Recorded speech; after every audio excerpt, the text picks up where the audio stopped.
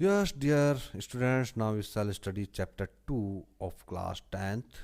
Okay, this chapter is very crucial not only for the CBSE board exam but also for the civil services conducted by UPSC like IAS exams, collector, IPS, commissioner of police, and the Indian police service, Indian foreign service, Vineet भैया बनेगा IFS law के law पढ़ के। इसमें भी ये चीज़ें आएंगी। Sectors of Indian economy, Indian economy के क्या क्या सेक्टर्स हैं उसकी हम बात करेंगे। और इसको पढ़ने से पहले इस इस चैप्टर में जो टॉपिक्स है ना, ठीक है, तो इन टॉपिक्स को समझने के लिए, इनको इंटरप्रेट करने के लिए, इनको एक्सप्लेन करने के लिए, इनको इस चैप्टर के बारे में, sectors of the Indian economy, इसके बारे में लिखने के लिए, बोलने के लिए, स्पीच देने के लिए ज़रूरी है कुछ कॉन्सेप्ट्स। और ये कॉन्सेप्ट्स ही इसमें मैन जो है सारे काम करते हैं, एक तरह के इंजन का काम करते हैं कॉन्सेप्ट्स। यदि आपको ये क्लियर हैं तो आपको पूरा चैप्टर क्लियर हो जाएगा, पूरे इसके टॉपिक्स क्लियर हो जाएंगे। ओके, तो अब हम बात करते हैं इसमें टॉपिक्स की बात करते हैं पहले, क्योंकि टॉपिक्स से जुड़े हुए काफ़ी यहाँ पे कॉन्सेप्ट्स एंड डेफिनेशंस या टर्म्स आएंगे तो आपको रिकॉल हो जाएगा, है ना। इसलिए टॉपिक्स को पढ़ना बहुत ज़रूरी है।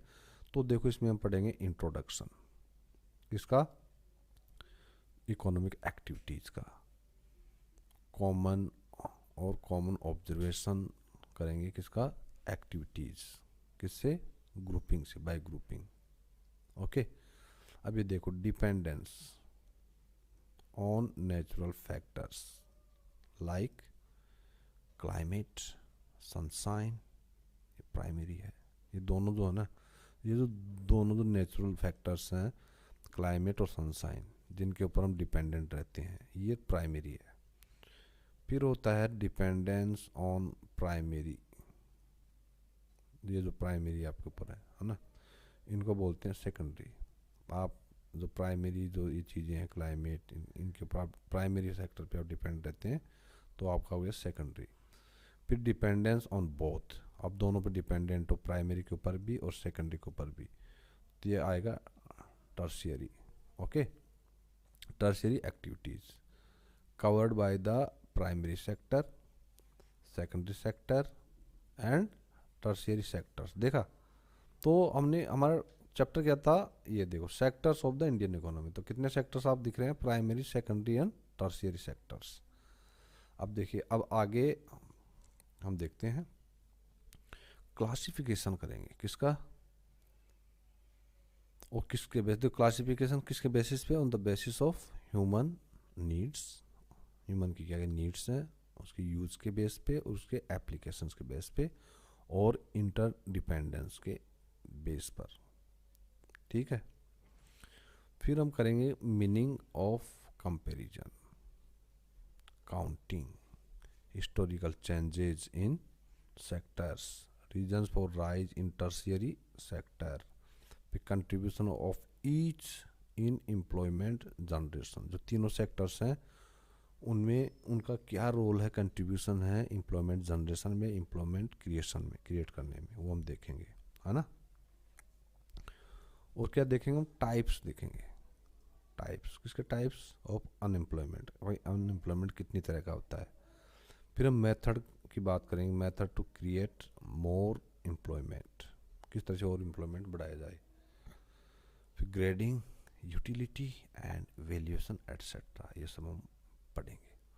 चलो रुक करते हैं हम कॉन्सेप्ट्स की तरफ। पहले आता है सेक्टर। भैया सेक्टर क्या होता है, देखा आपने, तो sectors of the Indian economy, तो इसमें सेक्टर्स क्या होते हैं, तो सेक्टर देखो क्या होता है, एक ग्रुप होता है, ग्रुप किसका, पर्टिकुलर इकोनॉमिक एक्टिविटीज़ का।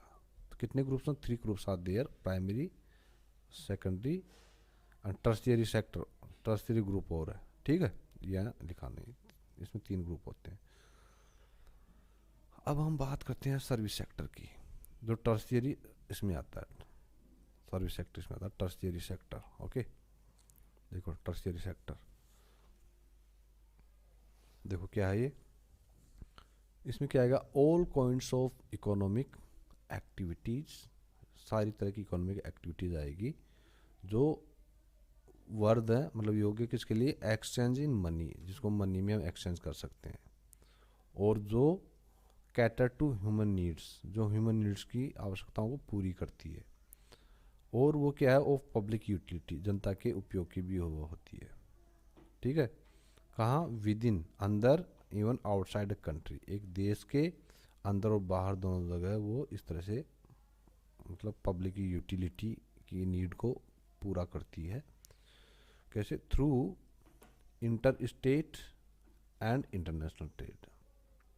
ठीक है, इंटर स्टेट और इंटरनेशनल ट्रेड, इंटर स्टेट दो स्टेट्स के बीच में जो ट्रेड होता है, इंटरनेशनल जो कई कंट्रीज़ के बीच में ट्रेड होता है वो होता है। फिर आता है ऑक्यूपेशन। ऑक्यूपेशन क्या है भैया, ऑक्यूपेशन क्या है, इकोनॉमिक एक्टिविटीज़ है जिससे कैसे जाना जाता है, जॉब के नाम से, प्रोफेशन के नाम से, वोकेशन के नाम से, बिजनेस के नाम से। ठीक है, फिर आता है आपका डबल काउंटिंग। डबल काउंटिंग कब होती है, जब मान लीजिए कोई कॉमोडिटी है, फिर ये गुड्स है, तो इसकी जो वैल्यू होती है ना, इसकी जो वैल्यू होती है, इसको आप मोर देन वंस, एक बार से ज़्यादा बार उसको आप काउंट कर लेते हैं। ठीक है, तब जाके डबल काउंटिंग होती है। मान लो कोई एक पेन का आपने प्रोडक्शन किया, इसकी वैल्यू 5 रुपये है, इसको आपने 2 बार काउंट कर लिया, 5 और 5 10, तो डबल काउंटिंग हो गई ना। तो इससे क्या होता है कि प्रॉब्लम क्रिएट होती है किसमें, in the calculation of DGP GDP. Okay, अब फिफ्थ आ गया आपका इंटरमीडिएट गुड्स। इंटरमीडिएट गुड्स क्या होती हैं, देखो बहुत आसान है, ये वो गुड्स होती हैं जो यूज होती हैं किसमें, प्रोडक्शन में, किसके प्रोडक्शन में, अनादर गुड्स, दूसरी गुड्स के प्रोडक्शन में यूज होती हैं। जैसे कपड़ा है, क्लोथ है, cloth is used up in the production of pair of jeans, jeans का पेयर बनाने में इसका यूज होगा। अब देखिए आपके सारे जो सेक्टर्स आ गए, primary sector, secondary sector, tertiary sector. ठीक है, ये 3 सेक्टर्स आ गए। ठीक है, या फिर आपको इनको एक्टिविटीज़ के तौर पे जैसे प्राइमरी एक्टिविटी, फिर सेकेंडरी एक्टिविटी। तो प्राइमरी एक्टिविटी में क्या क्या आता है, ये क्या क्या इंक्लूड करता है, ये उन ऑक्यूपेशंस को, उन जॉब्स को करता है इंक्लूड जो क्लोजली, काफ़ी क्लोजली किससे रिलेटेड है, टू मैंस नेचुरल एनवायरनमेंट, आदमी के नेचुरल एनवायरनमेंट से सीधे तौर पे जुड़े हुए हैं। जैसे गैदरिंग, इकट्ठा करना, हंटिंग, शिकार करना, फिशिंग, मछली पकड़ना, lumbering, animal herding, rearing, farming, mining, ये सब क्या है, और some of the important examples of primary activity. अब आती है सेकेंडरी एक्टिविटी की हम बात करते हैं। ठीक है, सेकेंडरी एक्टिविटी क्या होती है, ये वो ऑक्यूपेशंस होते हैं जो प्रोड्यूस करते हैं फिनिश्ड गुड्स। कैसे, by using the products of primary activities.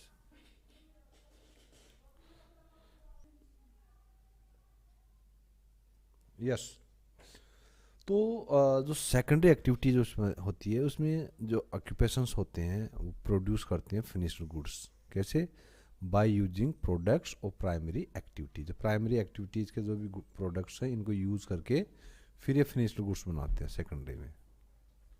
ठीक है, तो जो प्राइमरी सेक्टर के जो प्रोडक्ट्स उनको as a raw material use करके ये क्या बनाते हैं, उसका फिनिश्ड गुड्स बनाते हैं। ये सब किसमें इंक्लूड होता है, सेकेंडरी एक्टिविटी में। अब देखिए एग्जांपल के तौर, मैन्युफैक्चरिंग ऑफ क्लोथ, कपड़े का कैसे मैन्युफैक्चरिंग होगा, कॉटन से। जो आपको कपड़ा मिला है सेकेंडरी एक्टिविटी से, जो कपड़ा ये मिला बना है, बना मिला जो कपड़ा है, ये किससे बना, कॉटन से। कॉटन कहाँ से आया, प्राइमरी सेक्टर से। ठीक है, तो कॉटन को as a raw material use करके फिनिश्ड गुड्स बनाई जाती है। जैसे शुगर फ्रॉम शुगर कैन, गन्ने से शुगर बनाते हैं। Steel from iron ore, steel कहाँ से बनाते हैं, आयरन ओर से बनाते हैं। तो ये सब इंपॉर्टेंट एग्जांपल्स है जो आप दे सकते हो सेकेंडरी एक्टिविटीज में, ठीक है, ओके। फिर आता है टर्शियरी एक्टिविटी। इसमें क्या होता है टर्शियरी एक्टिविटी में, इसमें सारी जितनी भी तरह की सर्विसेज होती है ना वो सब आती हैं। सर्विसेज में क्या क्या हो गया, ट्रांसपोर्ट हो गया, communication, trade, health, education, administration, ये सब क्या है इंपॉर्टेंट एग्जांपल्स हैं किसके, टर्शियरी एक्टिविटी के। फिर आ गया आपका प्राइवेट सेक्टर, ठीक है। ये प्राइवेट सेक्टर, तीनों सेक्टर से कोई मतलब नहीं इसका। प्राइवेट सेक्टर या हो या गवर्नमेंट सेक्टर हो, यदि प्राइमरी एक्टिविटी कर रहा है तो वो प्राइमरी एक्टिविटी में आएगा, यदि सेकेंडरी एक्टिविटी कर रहा है तो इसमें आएगा, यदि सर्विस प्रोवाइड कर रहा है तो टर्शियरी एक्टिविटी में आएगा वो, ठीक है। तो प्राइवेट सेक्टर में क्या होता है, इनमें जो ओनरशिप होती है और जो कंट्रोल होता है वो इंडिविजुअल्स द्वारा होती है या ग्रुप ऑफ इंडिविजुअल्स होता है। उनका ऑब्जेक्टिव क्या होता है, उद्देश्य क्या होता है, मकसद क्या होता है, गोल क्या होता है, प्रॉफिट मेकिंग।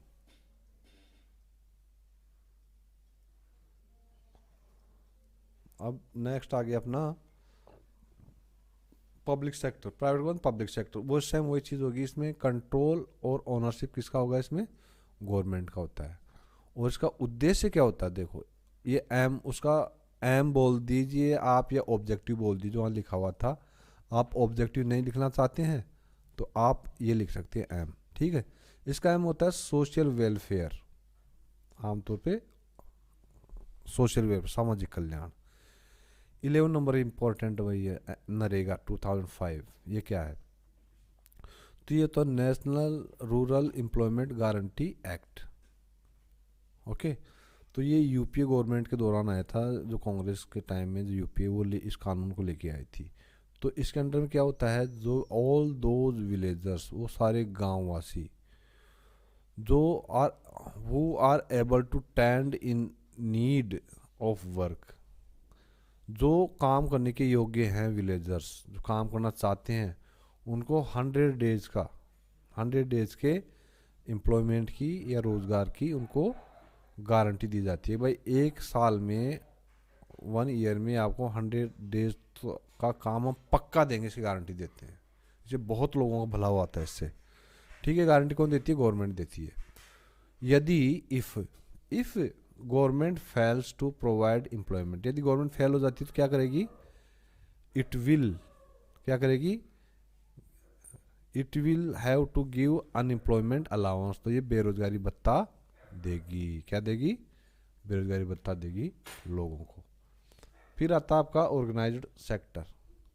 ऑर्गेनाइज्ड सेक्टर में क्या होता है, ये कवर करता है किसको, उन सब एंटरप्राइजेज को या प्लेसेस ऑफ वर्क को जहाँ काम होता है या कोई जॉब या ऑक्यूपेशन होता है, उन सबको ही कवर करता है ऑर्गेनाइज्ड सेक्टर। जो क्या होते हैं, रजिस्टर्ड होते हैं, ये हम पहले पढ़ा है, ठीक है। रजिस्टर्ड होते हैं गवर्नमेंट के पास में। गवर्नमेंट जिन एंटरप्राइजेज या प्लेसेस वर्क्स को कवर करती है अपने रजिस्ट्रेशन से, रजिस्ट्रेशन कर उनका रजिस्टर करती है उनको, और वो सब क्या करती हैं, फॉलो करती हैं किसको, गवर्नमेंट रूल्स को। गवर्नमेंट जो रूल्स होती हैं, रेगुलेशंस होते हैं, उनको फॉलो करती है किसके अंडर में, अंडर द फैक्ट्रीज एक्ट, ठीक है। जो फैक्ट्रीज एक्ट के जो रूल्स एंड रेगुलेशंस होते हैं गवर्नमेंट के, उन सबको ये एंटरप्राइजेज फॉलो करते हैं और ये रजिस्टर्ड होते हैं गवर्नमेंट के पास में, इसलिए इनको ऑर्गेनाइज्ड सेक्टर बोलते हैं। अब आ गया अनऑर्गेनाइज्ड सेक्टर, ये भी हमने पढ़ चुके पहले। तो ये उन सब स्मॉल एंड बिखरे हुए स्केटर्ड यूनिट्स को, कामों को कवर करता है, जो लार्जली आउटसाइड है किसे, कंट्रोल ऑफ द गवर्नमेंट, जो लार्जली गवर्नमेंट के कंट्रोल से बाहर हैं, ठीक है। अब आ गया आपका एम्प्लॉयमेंट, रोजगार क्या होता है। ये भी क्या एक एक्टिविटी है, ये एक्टिविटी, दिस एक्टिविटीज अंडरटेकन, इसको की जाती है for the sake of income in cash और काइंड। ऐसी इनकम जनरेट करने के लिए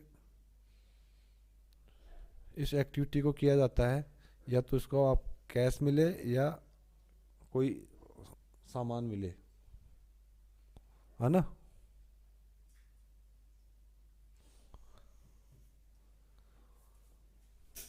तो अब आ गया अनएम्प्लॉयमेंट। अनएम्प्लॉयमेंट तो आपको पता ही है कि रेफर्स एक सिचुएशन जिसमें सभी एबल हैं और विलिंग भी हैं काम करने के लिए वो, ठीक है, लेकिन उनको कोई सुटेबल जॉब नहीं मिलता है, ठीक है। It refers to a situation in which all able and willing persons do not get suitable job, called unemployment.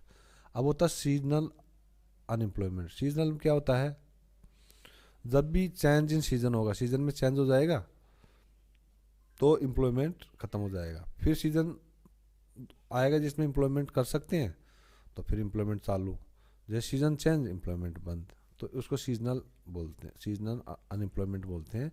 तो unemployment caused by the change in season. फिर आता है डिसगाइज्ड अनएम्प्लॉयमेंट, इसको छिपी हुई बेरोजगारी कहते हैं। दिखने में लगता है काम कर रहा है लेकिन वो छिपी हुई बेरोजगारी होती है। तो ये सिचुएशन कब आती है, situation in which more persons are employed on work than are actually required. कोई एक काम है, इस काम को करने के लिए 5 बंदे काफ़ी हैं लेकिन आप 10 बंदे लगा रखे हैं, ठीक है। काम तो 5 बंदे कर सकते हैं पूरे काम को, लेकिन आप 10 लगा रखे हैं, तो ये छिपी हुई बेरोजगारी 5 जो एक्स्ट्रा आपने लगाए हैं।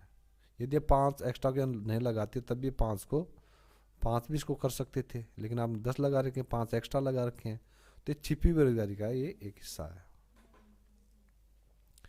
ओ तेरी, ये देखो क्वार्टनरी सेक्टर भी, quaternary sector, quarter fourth sector, 3 सेक्टरों की बात की थी, प्राइमरी मैंने first, secondary second, tertiary third, ये फोर्थ सेक्टर है, ये टर्शियरी, ठीक है।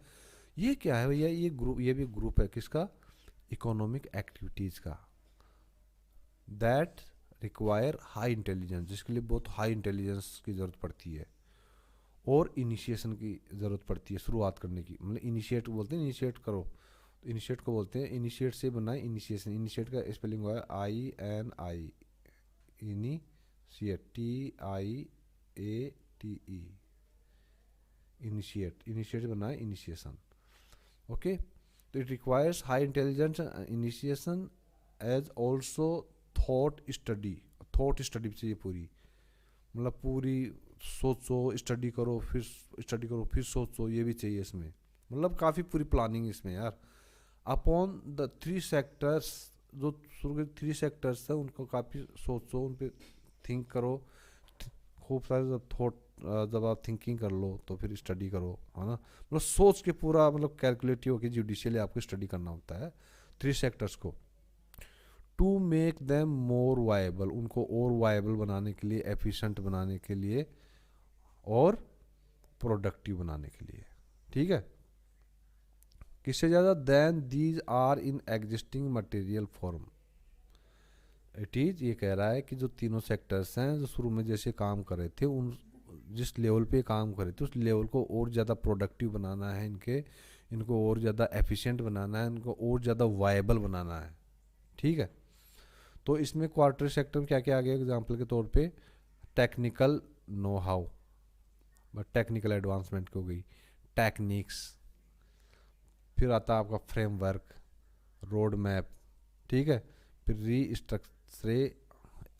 आता है रीस्ट्रक्चराइजेशन, रीस्ट्रक्चर से बनाई है, ठीक है, restructurisation etcetera. This is probably called research and development sector. अच्छा, ये R&D सेक्टर,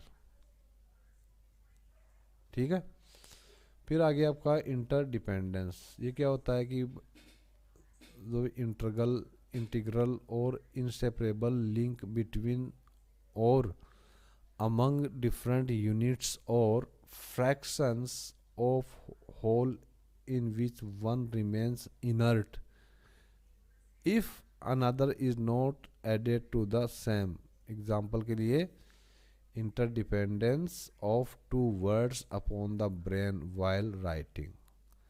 ये कह रहा है इंटरडिपेंडेंस, मतलब जो चीज़ें हैं 2 हैं, ठीक है, अब ये इसके बिना काम नहीं कर सकती और ये जो दूसरा आइटम ये इसके बिना काम नहीं कर सकता, मतलब दोनों एक दूसरे के साथ मिलकर ही काम कर सकते हैं, दोनों एक दूसरे के ऊपर डिपेंडेंट हैं, ठीक है।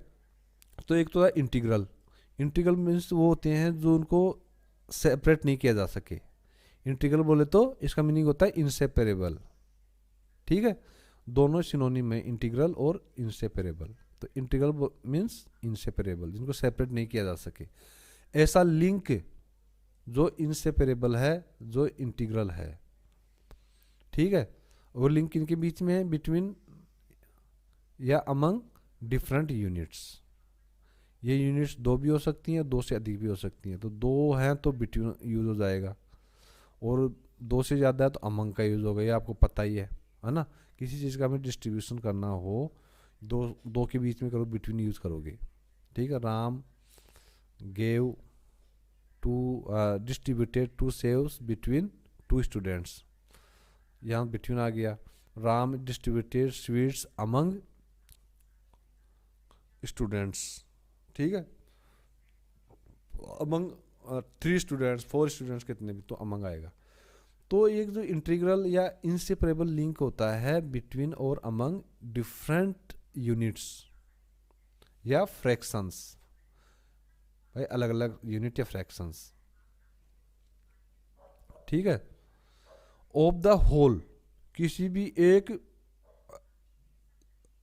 प्रोसेस का या किसी इंस्टीट्यूशन का या किसी एक्टिविटी, जो एक एक्टिविटी है इसमें बहुत सारी जो डिफरेंट यूनिट्स हैं इसके अंदर एक्टिविटी में, या फ्रैक्शंस है डिफरेंट, लेकिन वो सब क्या है, इंटीग्रल है, इनसेपरेबल है, उनको आप अलग नहीं कर सकते एक दूसरे से, यदि आपको प्रोडक्शन करना है तो, ठीक है। तो ये कह रहा है कि इन विच वन रिमेन्स इनर्ट, उसमें एक भी एक जो यूनिट है, कोई भी यूनिट है, फ्रैक्शन है, वो इनर्ट रहेगा, इनएक्टिव रहेगा, काम नहीं करेगा, प्रोडक्शन नहीं देगा। इफ, यदि अनदर, जो दूसरी जो यूनिट है या फ्रैक्शन है, उसको ये जब तक उसमें आप ऐड नहीं करोगे, जब तक वो प्रोडक्शन नहीं देगा, वो इनर्ट रहेगा, इनएक्टिव रहेगा, ठीक है। अब 20वां आ गया आपका GDP, gross domestic product, gross domestic product. तो ये क्या होता है, टोटल वैल्यू होती है किसकी, जो फाइनल गुड्स एंड सर्विसेज की। तो फाइनल गुड्स एंड सर्विस पता ही है, जो फिनिश्ड गुड्स होती हैं, जिनको लास्ट में मतलब उनकी फिनिशिंग वो प्रोड्यूस हो गई, उसके बाद में उन गुड्स से या सर्विसेज से और प्रोडक्शन आप नहीं करते हो, उसको कंज्यूम कर लेते हो, तो फाइनल गुड्स एंड सर्विसेज कहलाती हैं।